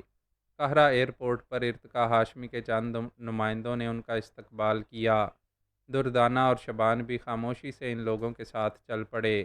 ان لوگوں کو ایک حسین ترین عمارت میں لے جایا گیا تھا جو قدیم جدید طرز تعمیر کا حسین امتزاج تھی۔ اس عمارت میں ملازمین کی پوری فوج تھی۔ راستہ ہی اتنا دلکش تھا کہ دردانہ اور شبان اسے مسرت بھری نگاہوں سے دیکھتے آئے تھے۔ انہیں ایک عجیب دنیا نظر آ رہی تھی۔ عمارت میں پہنچنے کے بعد ملازموں کا انداز بھی انہیں بے حد پسند آیا، اور شبان نے سرگوشی کے انداز میں دردانہ سے کہا، آنٹی، ہم لوگ جاپان گئے تھے۔ وہاں کا طرز معاشرت عجیب نوعیت کا تھا، اور اس میں مجھے بھی لطف آیا تھا، لیکن یہاں کی زندگی دیکھ کر بڑے عجیب سے احساسات ہوتے ہیں۔ مثلاً، دردانہ نے سوال کیا، یہ سب کچھ مجھے خوابوں جیسا معلوم ہوتا ہے۔ آپ ان لوگوں کو دیکھیے، کیسے انوکھے لباس پہنے ہوئے ہیں، اور ان کا انداز کیسا ہے۔ دنیا کے بہت سے گوشے ایسے ہیں شبان جو ہم نے ابھی نہیں دیکھے۔ وہاں زندگی کے مختلف انداز نظر آتے ہیں، اور ہر تبدیل شدہ شاید زیادہ دلکش ہوتی ہے۔ ویسے آنٹی، اس ملک کے بارے میں آپ نے مجھے جو کچھ بتایا ہے، یا جو کچھ میں نے پڑھا ہے، وہ عجیب نہیں ہے؟ ہاں، یہاں کے عجائبات دنیا میں منفرد حیثیت رکھتے ہیں۔ کیا ہم سب کو دیکھ سکتے ہیں؟ کیوں نہیں، ہم یہاں سیاحت کریں گے، اور خود میرے دل میں بھی یہاں کے ان نوادرات کو دیکھنے کی شدید آرزو ہے جن کی کہانیاں دنیا کی زبانوں پر عام ہیں۔ امیر ارتقاء ہاشمی اور کیپٹن ایڈگر مورالس رات کو ڈنر میں شریک ہوئے تھے۔ ڈنر کا انتظام یہیں کیا گیا تھا، اور بہت ہی پرتکلف تھا۔ امیر ارتقاء ہاشمی کے ساتھ اس کی وہ 8 بیویاں اس وقت بھی موجود تھیں، اور ان کی ایک ساتھ آمد کچھ عجیب سے انداز میں محسوس کی گئی تھی۔ لیکن کیپٹن ایڈگر مورالس غالباً یہ بات جانتا تھا کہ امیر ارتقاء ہاشمی ان 8 بیویوں کے بغیر مکمل نہیں ہوتا۔ بہرطور ان لوگوں نے خود امیر ارتقاء ہاشمی کا استقبال کیا تھا، اور اس بات پر اس نے ہنستے ہوئے کہا تھا، گویا میری کوشش کامیاب ہو گئی۔ دراصل مائی ڈیئر مسٹر اسد شرازی، میں چاہتا تھا کہ یہاں آنے کے بعد تم اپنے آپ کو اپنے گھر میں سمجھو۔ میں چاہتا تو تمہیں اپنے ساتھ ہی قیام پذیر کر سکتا تھا، لیکن وہاں تم میرے مہمان ہوتے، جبکہ اس وقت میں خود تمہارا مہمان بن گیا ہوں۔ اسد شرازی ہنسنے لگا اور بولا، اچھا طریقہ کار ہے، لیکن عمارت تمہاری ہی ہے، امیر ارتقاء ہاشمی۔ نہیں، یہاں کے تمام ملازمین تمہارے احکامات پر عمل کریں گے۔ میرا حکم کوئی نہ مانے گا۔ چاہو تو تجربہ کر کے دیکھ لو۔ بہرطور میں اس استقبال کا دل سے شکر گزار ہوں۔ تم نے واقعی ہمیں گھر جیسا لطف دیا ہے۔ امیر ارتقا ہاشمی نے ہنستے ہوئے گردن ہلائی اور کہا، مجھے خوشی ہے، بہر طور میں اب اس موضوع پر اور کوئی بات نہیں کروں گا۔ یہاں تمہاری آمد ایک طویل ترین پروگرام کے تحت ہے، چنانچہ اس پروگرام کا ابتدائی حصہ یہ ہے کہ تم قاہرہ بلکہ مصر کے جس گوشے کی چاہو سیر کرو، تمہارے لیے ہر وہ انتظام ہو جائے گا جو تمہاری پسند کے مطابق ہو۔ یقینی طور پر، لیکن اس سے پہلے میں یہ چاہتا ہوں کہ ان تمام کارروائیوں کے بارے میں تم سے معلومات حاصل کروں۔ امیر ارتقا ہاشمی، جن کے لیے ہم نے یہ تمام جھگڑا پھیلایا ہے۔ امیر ارتقا ہاشمی کے ہونٹوں پر مسکراہٹ پھیل گئی اور اس نے کہا، اس سے پہلے ہونے والی گفتگو کا مقصد یہی تھا کہ ابتدائی وقت میں تم اپنے ذہن پر اس قسم کا کوئی بوجھ نہ ڈالو اور قاہرہ کی سیر کر کے میری میزبانی کا لطف حاصل کرو۔ بعد میں ہم اسی موضوع پر گفتگو کریں گے، لیکن اگر تم اس کے لیے بے چین ہو تو میں تمہیں صرف اتنا بتا دینا چاہتا ہوں ڈیئر اسد شیرازی، کہ سب کچھ تمہاری پسند کے مطابق ہی ہوا ہے، اور اس کی تصدیق تم اپنے قریبی دوست مورالس سے کر سکتے ہو۔ اسد شیرازی کے ہونٹوں پر مسکراہٹ پھیل گئی۔ اس نے کہا، نہیں، میں تصدیق نہیں کروں گا ارتقا ہاشمی، کیونکہ مجھے تم پر بھی اتنا ہی اعتماد ہے جتنا کیپٹن ایڈگر مورالس پر۔ دونوں مسکرا دیے تھے۔ بہرطور ڈنر کے بعد کافی پرتکلف اور پرلطف وقت گزرا۔ اس وقت خصوصی طور پر اسد شیرازی نے شبان کا امیر ارتقا ہاشمی سے تعارف کرایا اور کہا، میں نے اپنے ساتھ اپنی سیکرٹری مس دردانہ اور اپنے قریبی دوست مسٹر شبان کو ساتھ رکھا ہے۔ یہ یقینی طور پر ہمارے بہترین معاون ہوں گے۔ شبان کیا سمندروں کے بارے میں کچھ معلومات رکھتا ہے؟ ہاں، تھوڑی بہت۔ ویسے یہ ہمارے لیے نہایت کارآمد نوجوان ثابت ہو سکتا ہے۔ اسے مصر کی دو خوبصورت رقاصاؤں سے بچانا، کیونکہ یہ بے مثال حسن کا مالک ہے، ارتقا ہاشمی نے کہا، اور اسد شیرازی نے چور نگاہوں سے شبان کو دیکھا، لیکن پھر اس بات سے وہ مطمئن ہوا کہ شبان عموماً ایسی باتوں کی جانب توجہ نہیں دیتا تھا اور اپنی دنیا ہی میں مست رہتا تھا، بشرط یہ کہ اسے کسی بات کی طرف متوجہ نہ کیا جائے۔ امیر ارتقا ہاشمی نے یہ الفاظ بے تکلفی سے اس لیے کہہ دیے تھے کہ وہ شبان کے اور اسد شیرازی کے درمیان موجود رشتے کو نہیں جانتا تھا، جبکہ اسد شیرازی کے دل میں شبان کے لیے ایک بزرگ ہی سا جذبہ موجزن تھا۔ دردانہ بھی خاموش ہی رہی تھی، دل میں وہ ہنستے ہوئے کہہ رہی تھی کہ شبان اس کے تصورات سے کہیں آگے کی چیز ہے۔ بہرطور ارتقا ہاشمی اور کیپٹن ایڈگر مورالس چلے گئے تو دردانہ اور اسد شیرازی کے درمیان گفتگو ہونے لگی۔ اسد شیرازی نے کہا، مصر میرے لیے اجنبی جگہ نہیں ہے، اور شاید ارتقا ہاشمی نے بھی یہاں کے وہ گوشے نہ دیکھے ہوں جو میں دیکھ چکا ہوں، چنانچہ بہتر یہ ہوگا کہ تم اور شبان سیر و سیاحت کرو۔ اگر وہ چاہتا ہے کہ ہم کچھ دن تک اس موضوع پر گفتگو نہ کریں تو مجھے کوئی اعتراض نہیں ہے۔ اور آپ اس دوران کیا کریں گے جناب؟ یہاں میرے بہت سے شناسا ہیں اور میں ان سے ملاقات بھی کرنا چاہتا ہوں۔ دردانہ نے گردن ہلا دی تھی۔ دوسرے دن دردانہ اور شبان باہر نکل آئے۔ ان کے لیے ایک خوبصورت کار مہیا کر دی گئی تھی۔ دردانہ شبان کو مصر کے انتہائی اہم مقامات کی سیر کرانے لگی، جن میں ابو الہول کا مجسمہ اور اہرامین اور دریائے نیل کا ساحل شامل تھا۔ فرعون کے زمین دوز مقبرے دیکھ کر شبان کی آنکھیں حیرت سے پھیل گئی تھیں۔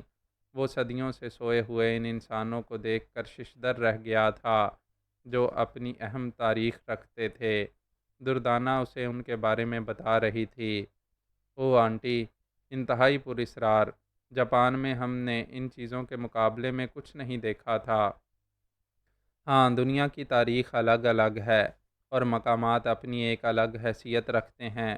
یہ مقبرے مصر میں جگہ جگہ پھیلے ہوئے ہیں، اور اب بھی یہ کہا جاتا ہے بہت سے ایسے مقبرے زمین میں دفن ہیں جو دریافت نہیں ہو سکے، اور وہاں مصر کی تاریخ سو رہی ہے۔ شبان ان چیزوں میں دلچسپی لے رہا تھا، اور اس کے انداز سے بالکل یہ ظاہر نہیں ہوتا تھا کہ وہ کسی الجھن کا شکار ہے یا اس مقصد کے بارے میں غور کر رہا ہے جس کے لیے انہوں نے یہاں تک کا سفر کیا ہے۔ یہ اس کی فطرت کا ایک عجیب پہلو تھا۔ دردانہ کو وہ تصویر بھی یاد تھی جس کے بارے میں شبان نے اپنے عجیب جذبات کا اظہار کیا تھا۔ بہرطور یہ مسئلہ ابھی تک دردانہ کے اپنے ذہن میں تھا، حالانکہ اس نے فیصلہ کیا تھا کہ اسد شرازی سے اس موضوع پر طویل گفتگو کرے گی، لیکن اس کا موقع نہیں مل سکا تھا۔ غرض یہ کہ وقت بڑا پرسکون گزر رہا تھا۔ عموماً دردانہ اور شبان سیر و سیاحت کے لیے نکل جاتے تھے۔ انہوں نے مصر کی تمام جگہیں دیکھی تھیں۔ ویلی آف کنگز خوبصورت علاقے کو دیکھ کر شبان بہت متاثر ہوا تھا اور اس نے دوبارہ بھی وہاں جانے کی خواہش کا اظہار کیا تھا۔ دردانہ نے کہا کہ یہ کام مشکل نہیں ہے۔ ویلی آف کنگز کے گائیڈ نے بتایا کہ پورے چاند کی رات ویلی آف کنگز میں ایک انوکھا سماں پیش کرتی ہے اور پورا چاند چند ہی روز کے بعد تھا۔ چنانچہ دردانہ نے فیصلہ کیا کہ وہ ویلی آف کنگز پورے چاند کی مدت میں دیکھا جائے گا۔ فرعون کے بہت سے مقبروں کا مجموعہ جو ایک شہر خاموشاں کی حیثیت رکھتا تھا، اور اس کے بارے میں بڑی تفصیلات سے شبان اور دردانہ نے معلومات حاصل کی تھیں۔ وقت گزرتا رہا، پھر تیسرے چاند کی رات کو یہ لوگ ویلی آف کنگز کی جانب چل پڑے، جو ایک دور دراز مقام پر واقع تھا، اور یہاں پر ایک ایسا انوکھا اور دلچسپ واقعہ پیش آیا جس نے ان معمولات میں ایک ہلچل پیدا کر دی۔ فادر جولیس مذہبی آدمی تھے اور بین الاقوامی کیتھولک مشنری کے ایک اہم ترین رکن تھے۔ مقامی کیتھولک چرچ میں وہ بہت عرصے سے اپنی خدمات سر انجام دے رہے تھے۔ دنیا بھر کے مذہبی امور سے متعلق افراد ان سے ملاقات کے لیے آتے رہتے تھے، اور فادر جولیس حسب توفیق ان کی خاطر مدارت کیا کرتے تھے۔ ویسے براہ راست تعلق ہونے کی وجہ سے ان کے وسائل بھی محدود نہیں تھے۔ سسٹر کیرولینا کی آمد کی اطلاع ان کے لیے خوش کن تھی، اور وہ اس کے استقبال کے لیے تمام تیاریاں مکمل کر چکے تھے۔ مقررہ وقت پر وہ ایئرپورٹ پہنچ گئے۔ یہاں انہیں سسٹر کیرولینا کا استقبال کرنا تھا۔ بہرطور کیرولینا کوئی بھی حیثیت رکھتی ہو، فادر جولیس کو اس کی آمد کا پیغام ملا تھا، اور یہ ان پر لازم تھا کہ وہ اس کا شایان شان استقبال کرتے۔ حالانکہ طیارے کی آمد کا وقت 5 بجے مقرر تھا، لیکن فادر جولیس 4:30 بجے ہی ایئرپورٹ پہنچ گئے تھے۔ موسم خوشگوار اور کسی حد تک خنک بھی تھا۔ وہ اپنے ڈرائیور کے ساتھ تنہا ہی آئے تھے۔ اس وقت کسی اور کو تکلیف دینا مناسب نہیں تھا، اور پھر مذہبی لوگوں کے لیے یہ ضروری نہیں ہے کہ ان کے استقبال کے لیے باقاعدہ وفود تیار کیے جائیں۔ 5 بجے طیارہ ایئرپورٹ پر پہنچ گیا اور اس کی آمد کی اطلاع اناؤنس کر دی گئی۔ فادر جولیس نے کسٹم ہاؤس میں ان 3 خوبصورت نوجوان ننوں کو برآمد ہوتے ہوئے دیکھا اور ان کی جانب بڑھ گئے، کیونکہ مسافروں میں اور کوئی اس لباس میں ملبوس شخصیت موجود نہیں تھی۔ چنانچہ یہ بات مسلم تھی کہ سسٹر کیرولینا انہی میں سے ایک ہے۔ وہ آگے بڑھے اور ان کے سامنے پہنچ گئے۔ چونکہ اس کے جسم پر بھی پادریوں کا لباس تھا، اس لیے کیرولینا یا گارتھا کو یہ اندازہ لگانے میں مشکل نہ پیش آئی کہ وہ فادر جولیس ہو سکتے ہیں۔ فادر جولیس نے مسکراتے ہوئے ان کا خیر مقدم کیا اور کہا، یقیناً تم تینوں میں سے کوئی سسٹر کیرولینا ہے۔ میں باقی دونوں بچیوں سے بھی اسی طرح متعارف ہونا چاہتا ہوں۔ تم لوگوں کو میں اپنی اس سرزمین پر خوش آمدید کہتا ہوں، اور مجھے افسوس ہے فادر کہ آپ کو اس وقت ہمیں لینے یہاں آنا پڑا۔ فادر جولیس نے مسکراتے ہوئے ان لوگوں کو اپنے ساتھ چلنے کے لیے کہا اور انہیں لے کر اپنی کار تک پہنچ گئے۔ ڈرائیور نے سب کے لیے دروازہ کھولا اور تینوں خواتین پچھلی نشستوں پر بیٹھ گئیں۔ فادر جولیس نے ڈرائیور کے قریب بیٹھتے ہوئے اسے چلنے کا اشارہ کیا۔ وہ لوگ ایئرپورٹ سے کیتھولک چرچ کے راستے کو دلچسپ نگاہوں سے دیکھتی ہوئی جا رہی تھیں۔ کچھ دیر کے بعد وہ چرچ تک پہنچ گئے۔ چرچ کی عمارت وسیع و عریض احاطے میں پھیلی ہوئی تھی اور اس کے اطراف میں خوبصورت باغ لگایا گیا تھا۔ چرچ سے متصل ایک رہائش گاہ تھی جہاں فادر جولیس انہیں لے کر گئے اور پھر ایک بڑے سے کمرے میں انہیں پہنچاتے ہوئے کہا، میں نے اپنی حیثیت کے مطابق تم لوگوں کے لیے یہاں انتظام کیا ہے۔ اس کے باوجود میں تم سے یہ درخواست کرتا ہوں کہ کوئی تکلیف اٹھانے کی ضرورت نہیں، اپنی ضرورت کا اظہار خود کر دینا۔ دل تو چاہتا ہے کہ تم سے تمہاری آمد کے بارے میں تفصیلات فوری طور پر معلوم کی جائیں، لیکن یہ میرا اخلاقی فرض ہے کہ میں انتظار کروں۔ رات بھر کے سفر کے بعد یقینی طور پر تم لوگ تھک گئے ہوگے، اس لیے آرام کرو۔ میں ناشتے کا بندوبست کیے دیتا ہوں، اس کے بعد تم سکون سے سو جانا۔ گارتھا نے کہا، نہیں فادر، ہم سونا نہیں چاہتے۔ ظاہر ہے یہ وقت سونے کا نہیں ہے، اور جفا کشی تو ہمارے لیے انتہائی ضروری ہے۔ ویسے بھی جہاز کا سفر تکلیف دہ نہیں ہوتا۔ بہتر ہے کہ آپ ہمیں ناشتہ کرا دیں اور اس کے بعد ہماری آپ کے ساتھ نشست ہو جائے۔ جولیس نے مسکراتے ہوئے گردن خم کی اور کہا، میں تمہاری خواہش کا احترام کروں گا، اور اس کے بعد وہ کمرے سے باہر نکل گئے۔ گارتھا نے مسکرا کر گرینا اور کورا کی جانب دیکھا اور بولی، گو ہم نے مشرق کے اس ملک کا بھی باقاعدہ معائنہ نہیں کیا ہے، لیکن جو راستے تم نے دیکھے وہ تمہیں کیسے محسوس ہوئے؟ گرینا نے کہا، بس میڈم گارتھا، یہاں ہمارے لیے راستوں یا شہروں کی کوئی اہمیت نہیں ہے۔ ہم سب سے پہلے اپنا مقصد جاننا چاہتے ہیں، یعنی وہ مقصد جس کے لیے آپ ہمیں یہاں لے کر آئی ہیں۔ اس کا ہمیں ابھی انتظار کرنا ہوگا، گارتھا نے کہا۔ فادر جولیس تھوڑی ہی دیر کے بعد واپس آ گئے تھے۔ وہ ان کے سامنے بیٹھ گئے، پھر انہوں نے کہا، انتہائی دور دراز سفر کر کے یہاں تک آنے کا مقصد یقیناً اتنا ہی عظیم ہوگا۔ نہیں فادر، کوئی چھوٹا سا کام بھی اگر انسانیت کی بقا کے لیے ہو تو وہ ہمارے لیے اتنی ہی اہمیت کا حامل ہوتا ہے جتنا کوئی بڑے سے بڑا کام۔ جانتا ہوں، یقیناً میں جانتا ہوں، اور اس جواب سے مجھے خوشی ہوئی ہے۔ تم اپنے ہاں کے حالات سناؤ۔ سب کچھ معمول کے مطابق۔ گناہ و ثواب کا سلسلہ تو چلتا ہی رہتا ہے، اور مقدس یسوع ہماری رہنمائی کرتا ہے۔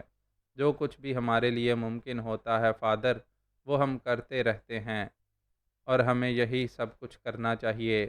ویسے میں متجسس ہوں اور تمہاری آمد کا راز جاننا چاہتا ہوں، مگر ٹھہرو، غالباً میں جلد بازی سے کام لے رہا ہوں۔ ناشتہ آنے ہی والا ہے۔ پرتکلف ناشتے کے بعد گارتھا نے فادر جولیس سے اپنی آمد کا مقصد بیان کرتے ہوئے کہا، مجھے ہدایت دی گئی ہے کہ یہاں ایک اہم کارروائی کے سلسلے میں معلومات حاصل کرو، تاکہ اس نیک مقصد کے لیے ہم اپنا کردار ادا کر سکیں جو انسانیت کی بھلائی کے لیے شروع کیا گیا ہے۔ فادر جولیس، آپ کے اس شہر میں کچھ انسان دوستوں نے ایک پروگرام شروع کیا ہے جس کے تحت وہ سمندر کی گہرائیوں سے انسانیت کی بقا کے لیے وہ اشیاء حاصل کرنا چاہتے ہیں جو انسانوں کے کام آئیں۔ فادر جولیس نے واقفیت کا اظہار کرتے ہوئے کہا، ہاں، کچھ عرصے سے ان لوگوں کے بارے میں اخبارات میں بہت کچھ لکھ رہے ہیں۔ میں نے بھی اس سلسلے میں تفصیلات سنی ہیں۔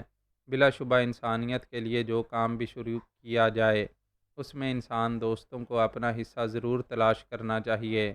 تو بس یوں سمجھ لیجئے فادر جولیس کہ میری آمد کا مقصد یہی ہے۔ مجھے ہدایت ملی ہے کہ میں ان لوگوں سے ملاقات کروں اور ان سے پوچھوں کہ اس سلسلے میں ہم ان کی کیا مدد کر سکتے ہیں۔ ظاہر ہے اس کے علاوہ اور کچھ نہیں کیرولینا، کہ لوگوں سے ہم ان کے لیے فنڈ حاصل کریں۔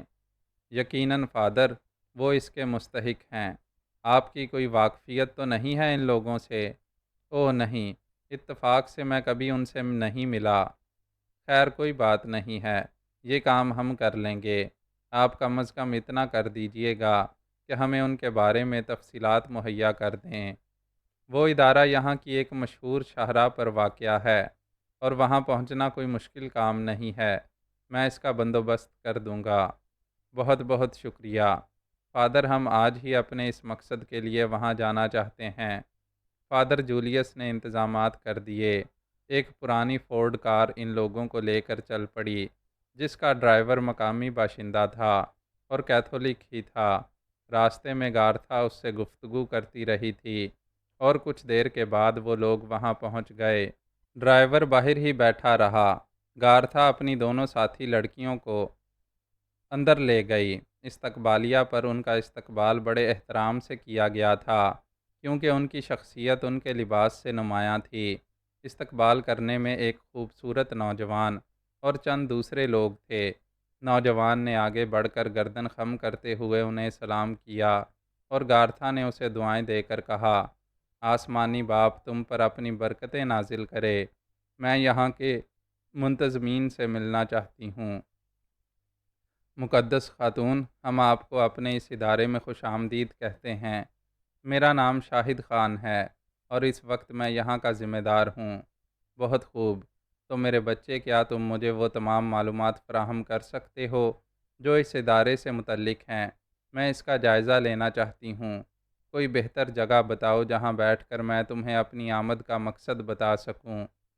بس آپ کا استقبال مقصود تھا، اس کے بعد میں آپ کو یہی پیشکش کرنے والا تھا کہ اندر تشریف لائیے، شاہد خان نے کہا، اور پھر وہ ان تینوں کو لیے ہوئے ایک خوبصورت سی نشست گاہ میں پہنچ گیا۔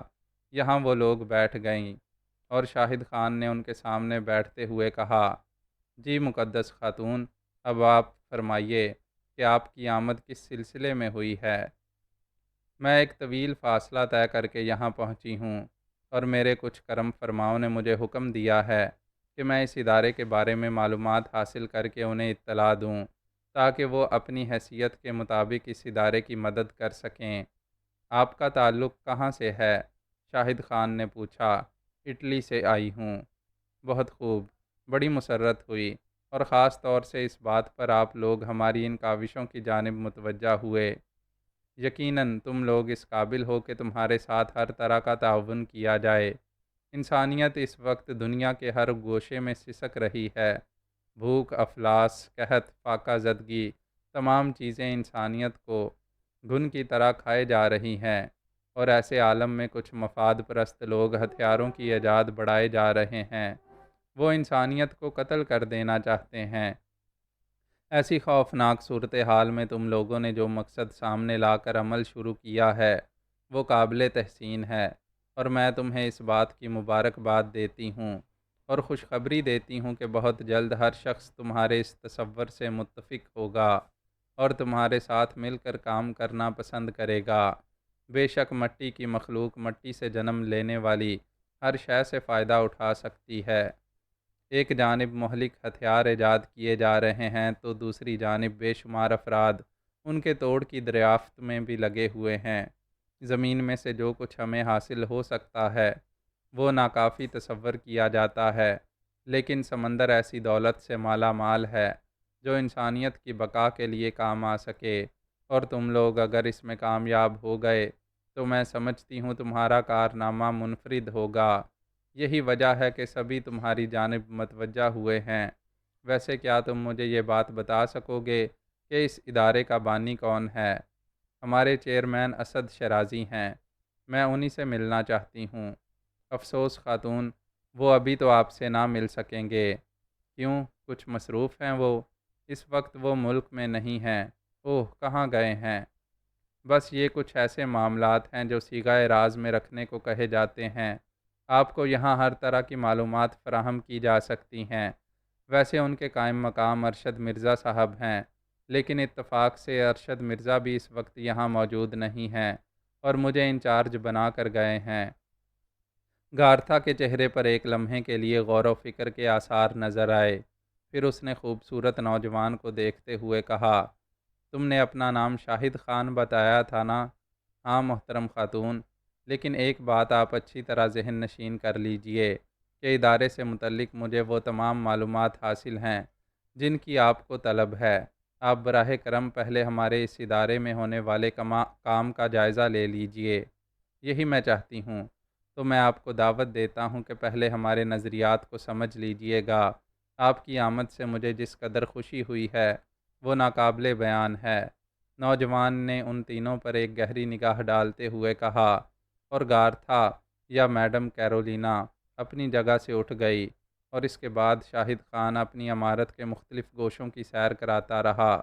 اس جگہ پہنچنے کے بعد جہاں سمندروں کو دیواروں پر نقش کر دیا گیا تھا، گارتھا اور اس کی ساتھی لڑکیاں دلچسپ نگاہوں سے ان مناظر کو دیکھنے لگیں جو سمندر کی گہرائیوں سے متعلق تھے۔ گارتھا نے متحیرانہ انداز میں کہا۔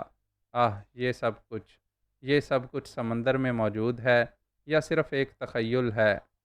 نہیں محترم خاتون، یہ تمام تصاویر جو اس دیوار پر آویزاں کی گئی ہیں اور جنہیں ان پر پینٹ کیا گیا ہے، حقیقت سے تعلق رکھتی ہیں۔ سمندر کی گہرائیاں یہی شکل رکھتی ہیں۔ مگر وہ کون ہیں جنہوں نے سمندر میں اتنا نیچے اتر کر وہاں کی تصاویر حاصل کیں؟ ہمارے پاس اس کا معقول انتظام ہے اور بہت سے وسائل بروئے کار لائے جا رہے ہیں۔ بلا شبہ ایسے کام آسانی سے تو نہیں کر لیے جاتے۔ یہ سب کچھ کمال کی چیز ہے۔ یوں لگتا ہے جیسے ہم سمندر کے بیچوں بیچ گہرائیوں میں کھڑے ہوئے اپنی آنکھوں سے یہ مناظر دیکھ رہے ہوں۔ لیکن تم لوگ اس سلسلے میں اور کیا کرنا چاہتے ہو؟ آپ براہ کرم تشریف لائیے۔ پھر شاہد خان انہیں لیبارٹری میں لے گیا، جہاں سمندری گھاس، پتھر، سیپ اور دوسری تمام چیزوں پر تحقیقات ہو رہی تھی۔ حسین موتی بھی سمندر سے نکالے گئے تھے اور ان پر بھی بڑی بڑی محقق ریسرچ کر رہے تھے۔ گارتھا اور اس کی ساتھی لڑکیاں دلچسپی سے یہ مناظر دیکھتی رہیں، اور اس کے بعد گارتھا نے گرینا کے کان میں سرگوشی کی۔ مجھے یہ نوجوان درکار ہے۔ گرینا نے کوئی جواب نہیں دیا۔